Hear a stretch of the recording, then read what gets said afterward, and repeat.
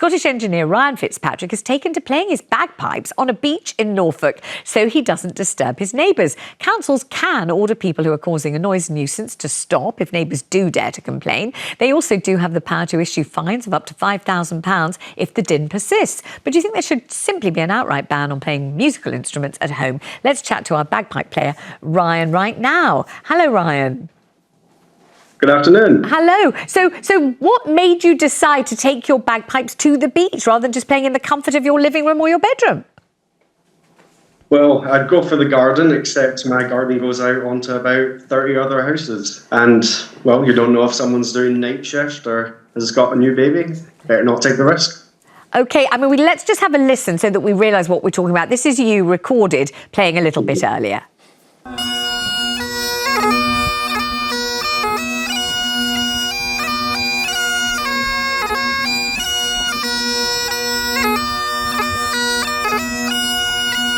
Well, we know, don't we, Emily Andrews, that Her late Majesty had a piper play outside her bedroom every morning. Absolutely. She did, and King Charles does the same when he's up in Scotland.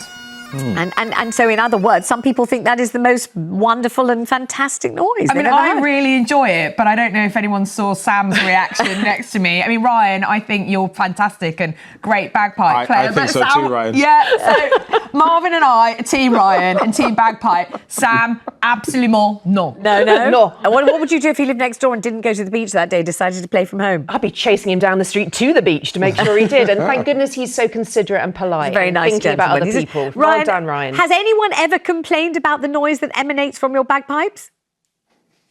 No, I've not had a bad word so far.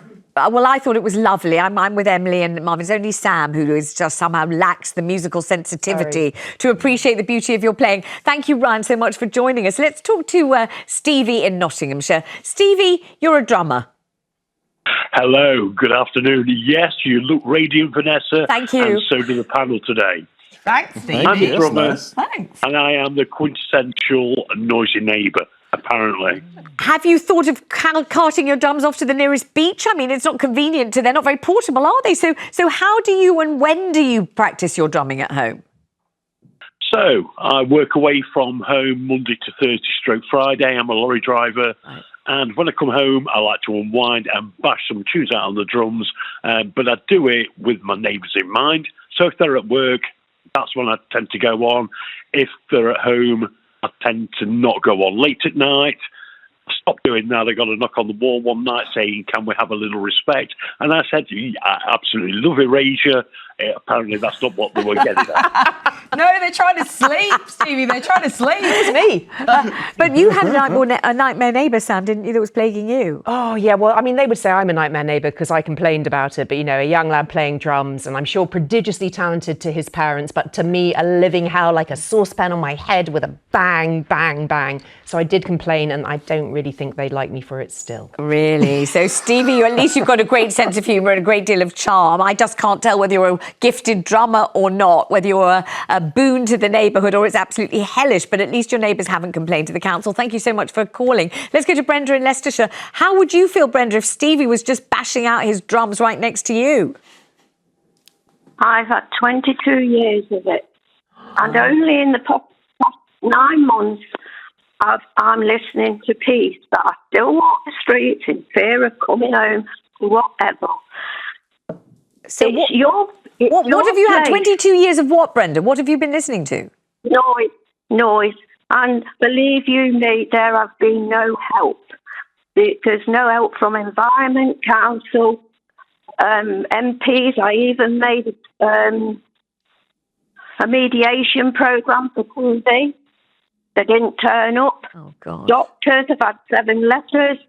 I've been to counsellors. Like I say, I've had a good row with everybody because they're all young, I'm old, and it's because they can be ignorant and inconsiderate. Your place is what you pay for to relax. Yeah, true. And live. True. And they believe it's okay if your neighbours agree, but if they say they're suffering, they're suffering. Brenda, what kind of noise is it? Because it's not necessarily musical instruments, is it? What noises get into you the most? Oh, I've had all sorts. And I've even suffered with cannabis. They think they've got the right to blow it in my face, in my flat. But I've not smelt that for a while either. But you get doors banging, music, rock music. If you're into rock and roll and Tamla Motown and you go and listen to their music, that is all I can say. It's nothing but noise. Yeah. And your life and your health goes down. And they just think they've got right to do this. I'm really sorry. And believe you me, the environment are being paid to not do much. You know what I was told? Your walls have got to rattle and it's got to be over 8 decimals. I think it's slightly better now. In the last, I can hear by your voice, Brenda, and by your tone that you've really been through hell, and I'm really sorry for what you've been through, and thank you very much for ringing, and I hope you managed to sort it somehow, though it sounds really desperate. So sorry. Let's talk to Richard in Portsmouth, who is a techno DJ. I'm just trying to think what it must be like living next door to a techno DJ. Tell me how, do you have to blast the stuff out for your neighbours to hear, Richard? Well, I feel really sorry for the lady who's just phoned up. So do I have an understanding with my neighbours. Like during the day, at certain times, yes, I can bang out a bit of whatever. Yeah. But at night time from about midnight till 6, it's quiet. Richard, they've got a question for you, the Richard, panel. I wanted to ask. Hello, it's Emily and Marvyn here, as it were. I wanted to ask Stevie this as well. Who he we should do a show. Stevie phoned in earlier and asked us and was telling us about his drum playing as a lorry driver, and he tries to do it when his neighbours are at work, so he doesn't disturb them. What I wanted to ask both of you: surely you can have earphones, so you can put your earphones on, and only you can hear your techno music through your earphones. No one else can. And also, you can get drum kits now. Well, let's ask him, Richard. Is that true? Could you just put headphones on and not make any noise? Yes, you can, but it's not the same. I used to DJ in nightclubs, and it's not the same just hearing it through the headphones. I mix through the speakers. Right. Okay, but if you just made that slight tweakment, that tiny adjustment, then you might be able to, save your neighbours from the torture of hearing this techno stuff. If they love it, that's one thing, but if they don't, it must be ghastly for them. I started DJing in nightclubs in 1988. I'm not going to change. I have to mix through the speakers. Maybe it's time to think of change. Change is as good as a rest, especially for the neighbours, possibly. Anyway, thank you so much for calling. Very much luck to you with your techno DJ career, which has been going on for a very long time, indeed, hasn't it? What about that? I'm not going to change now. I've been doing it for years. They lost me there.